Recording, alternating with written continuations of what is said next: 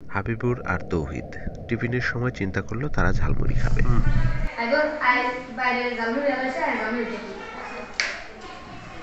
ওরা দুজন ঝালমুড়ি খাওয়ার জন্য ক্লাস থেকে বের হয়ে যাচ্ছে বারান্দা হয়ে।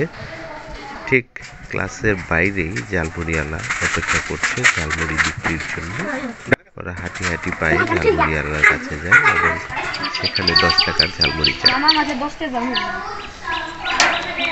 ঝালমুড়িওয়ালা বরাবরের মতোই ঝালমুড়ি তৈরি করছে। প্রথমে মুড়ি, এরপরে বিভিন্ন সবজি, তারপর ডাল, ঘুটনি, সবকিছু মিলিয়ে ঝাল মশলা দিয়ে লবণ দিয়ে ঝালমুড়ি তৈরি করছে। খুব মজার ঝালমুড়ি তৈরি করেন উনি। ঝালমুড়ি দিচ্ছে, ঝালমুড়িটা অনেক মজার হয়ে থাকে।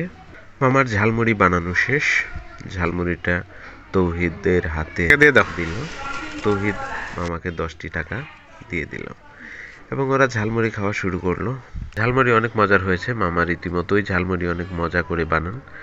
তো এ পর্যায়ে যেটা লক্ষণীয় সেটা হচ্ছে মামা ওদের হাতে 20টি টাকা তুলে দেয়।